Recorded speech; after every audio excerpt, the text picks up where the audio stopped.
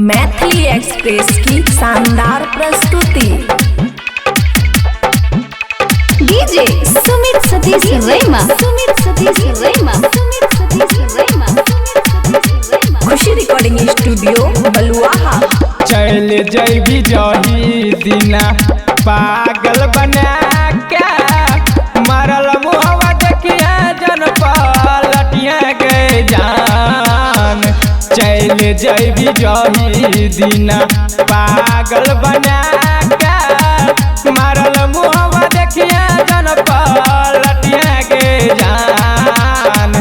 चल जइहा ससुरा हमरा भुला के सपना में कहियो न रहिया गए जान।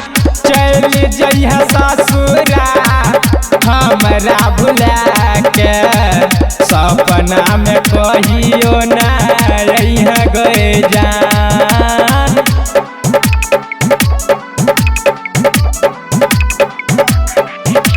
डीजे सुमित सतीश रैमा,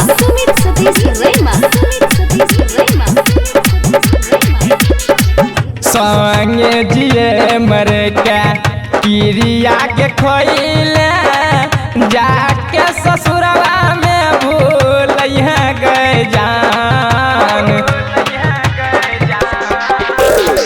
संगे जिए मर के पिरिया के खोइले जाई के ससुरवा में भूल गए जान। मरल मुहावा देखी है हमरा दिस पलटी है जाई के ससुरवा में भूल गए जान। मरल मुहावा देखी है हमरा दिस पलटी है जाई के ससुरवा में भूल गए जान। जान गई मरल मुहावा देखी है हमरा दिस पलटी है जाई के ससुरवा में भूल गए जान।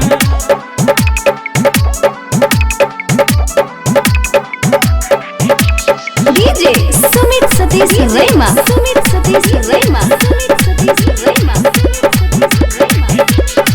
राइटर पवित्र से वादा के कोइले रबिया लवेला के भूल में गए जान।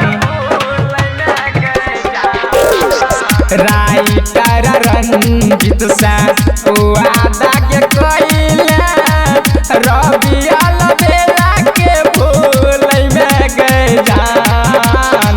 मरल मुहावा देखी है दिल पर हाथ नहीं राखी है आंसू नहीं बहई है तू यहाँ चरवा में गई जान।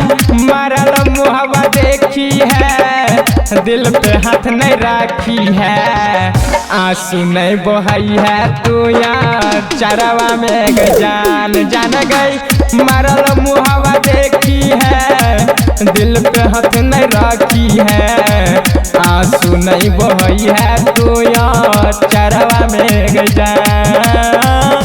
खुशी रिकॉर्डिंग स्टूडियो बलुआहा।